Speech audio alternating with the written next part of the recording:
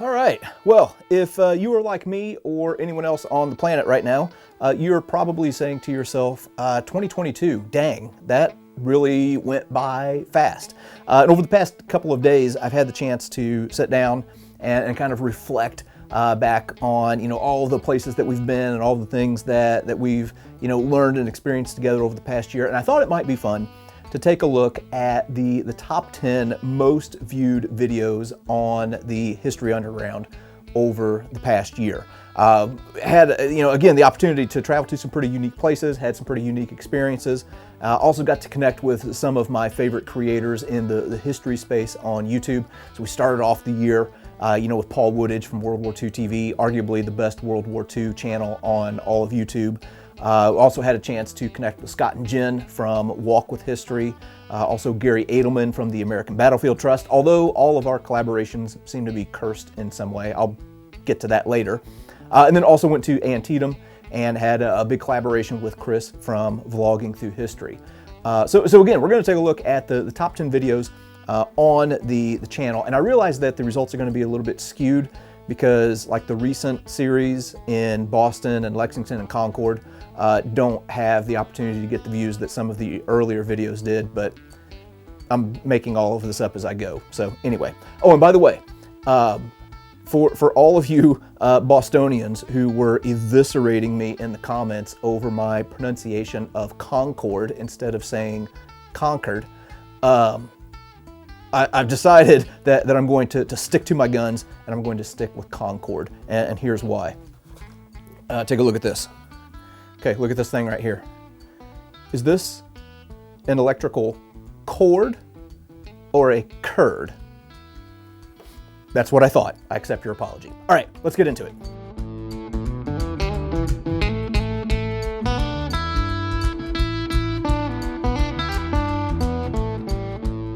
All right, so I've written down the top 10 videos on the History Underground over the past year. We'll maybe give a little bit of behind the scenes of what was going on, in each of these episodes. So coming in at number 10 was Plaszow, the concentration camp of Schindler's List.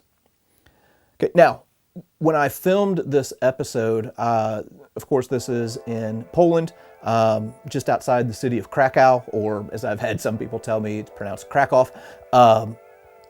The purpose of this trip was not to film any history content.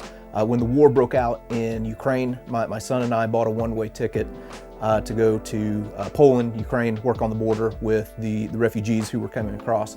So really this was kind of an impromptu thing. At the very end of our time there on the border, we had to get a COVID test before we flew back home. So there were going to be we estimated a day or two where we were going to have to be in Krakow for a while. So decided to make the best of it and visit some historic sites. There was also one day in that whole run that we were on the border that we had a day off. We were working insane hours most of the rest of the time. And so this is one of the top 10 videos. We also filmed a few that are probably in the bottom 10. I'll link those in the description, but we also saw some World War I forts in Przemyśl, which were incredible, and also some Russian fortifications, or Soviet fortifications, I guess you could say, in the Soviet cemetery from World War II. But anyway, I'll link those in the description. You can go check them out. Okay, I'm going to group number 9 and number 8 together because they're really two sides of the same coin. Number 9 is the Canadian retribution at Normandy, and number 8 is the video that was right before it, the 12th SS massacre of the Canadians at Normandy. While in Normandy, I became just absolutely enamored with the story of the Canadians. I could have spent way more time at Juno Beach than what I did, and it seems that when talking about D-Day and the Battle of Normandy, Americans in the Omaha Beach kind of get top billing. They get most attention in most documentaries. And then the British, like with Pegasus Bridge and things like that. And you don't hear as much about the Canadians. But man, this was a hard fighting bunch. The story of, the 12th SS massacre of, these Canadian troops was just heartbreaking. And to be able to go there with someone like Paul Woodage, who knows that area so well and could tell these stories and show me things that I wouldn't have known otherwise, was absolutely incredible. Okay, number 7. A German uniform found in a lost World War II bunker in Normandy. All right, this was one of the episodes of American Artifact that was one of the most popular all year long. There's this cool story of this German uniform in this bunker complex called Crispec Battery. And after the war, it got like filled with trash. And in later years, somebody bought it. They went to clean it out, and out of one of the stovepipes, they pulled out this German uniform. So one of the things that we did in that Normandy series is with Eric Dorr from the Gettysburg Museum of History, we took a lot of artifacts back to Normandy, to the place where they originated from. So anyway, that was a really fun one to do. Okay, number 6, Oskar Schindler's Factory and the Krakow Ghetto. This is another one that we did on that trip to Poland. And again, we were on a real short timetable. All of that stuff that I filmed in Krakow was done in half a day, I would say. We were really moving fast because we were going to be flying out the next day and just had a little bit of time.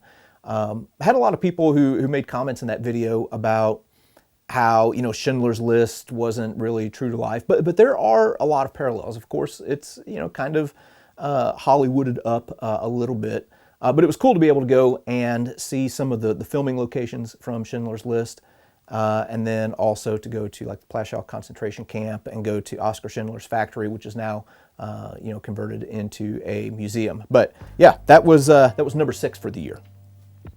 Number 5, the murder house and grave of Jesse James.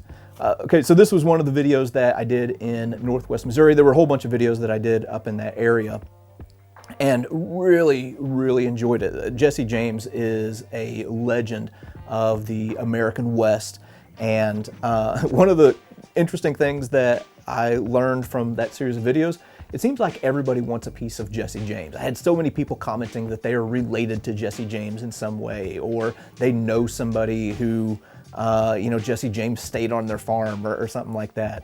But going to the home of Jesse James and also some of the banks that he robbed and to visit his grave, yeah, pretty cool experience, and something different than what I normally do.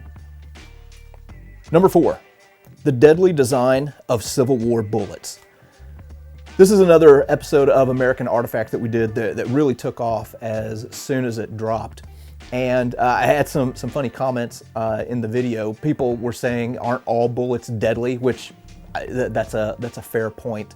What I was making reference to were some of things with like poison bullets or exploding bullets or anything like that.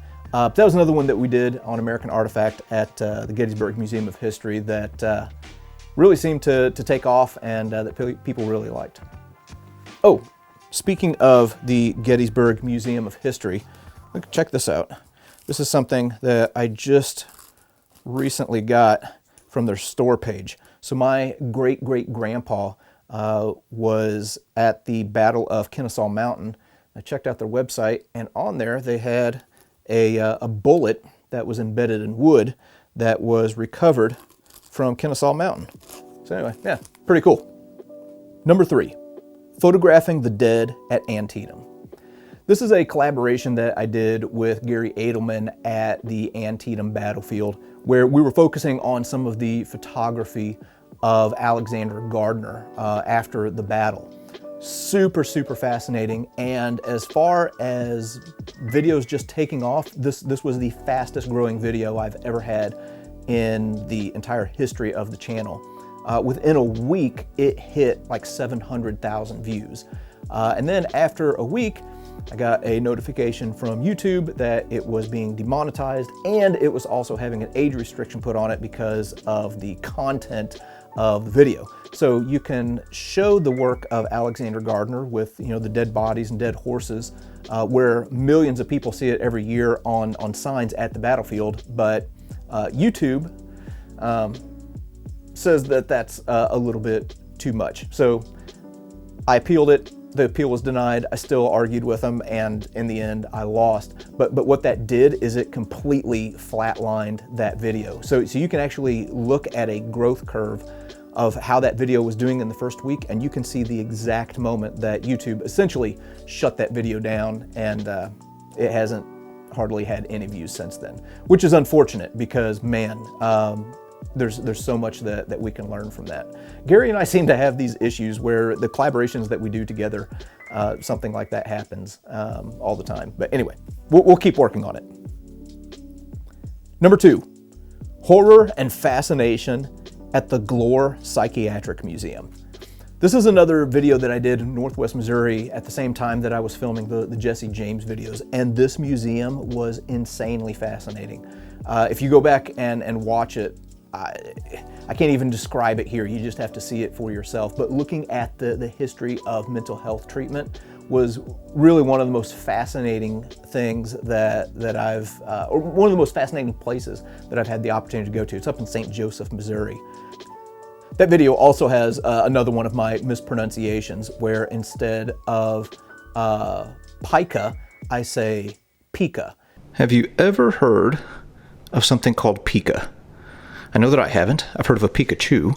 And I recognized it even before I uploaded the video, and in the bottom right-hand corner, I make a notation saying that I mispronounced it. And man, people still butchered me in the comments. So I guess they didn't see my little annotation. But very, very fascinating museum. If you didn't catch that video, definitely go back and watch it. All right, and coming in at number 1 on the History Underground for 2022 is Gettysburg Relics of the Confederate Dead at Pickett's Charge. This is another American Artifact episode that really seemed to gain steam. Just a basic premise of it, Eric Dorr, his family, the Peffers, are originally from Gettysburg. They were there during the battle, so he is not only does he have a museum there in Gettysburg, he's a direct descendant of people who were there during the battle. They didn't live at that farm at the time. They lived in another place. But right there, close to the high water mark at Pickett's Charge at Gettysburg, close to the Bryant House, the Peffers had a farm. And in short, Eric's great-grandpa, I forget which, discovered some Confederate dead that were buried in his field. So we go and we show some of the things that were unearthed in that process, and also show where we think the graves are now. A lot of people ask after that video, why don't you get some LiDAR and go in there and do like some ground penetrating radar work and see where these graves are and see if the bodies are indeed in that spot or not. Great idea. I'm actually going to follow up on it if I get the chance to meet with the people that I need to talk to. But you have to realize it's a national battlefield military park. So that's federal government, and everything with the federal government takes time and moves slow. But it would be really fascinating to see if the bodies of those Mississippi soldiers are still right there on the old Peffer farm. All right, so there you go. Those were the top 10 videos of 2022 on the History Underground. And as always, I can't thank you all enough for the support and for sharing these videos and just helping me to learn in the process. Having this channel has been one of the most humbling and also one of the biggest thrills of my life. And in 2023, we have some really big plans of places that we're going to go. Also, other creators that we would like to meet up with. If you have any suggestions for other channels that you'd like to see us collaborate with, leave those in the comments or reach out to those other creators and say, hey, you should hook up with the History Underground. But anyway, big plans for 2023, and we're going to be starting the new year off with a trip that we took to southern Germany and Austria. Here's a preview.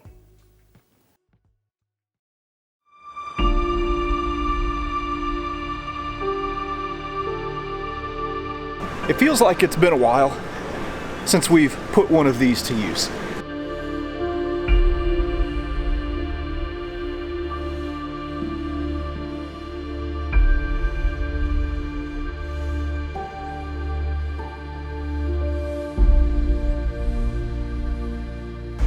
Those are just a few of the items to have come out of Hitler's apartment at the end of World War II.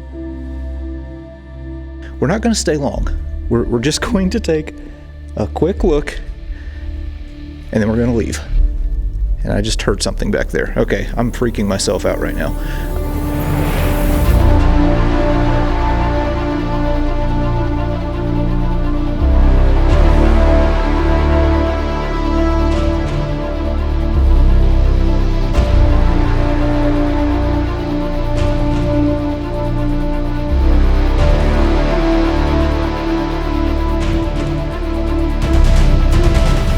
We have never had artifacts like what we have today at a place like where we are.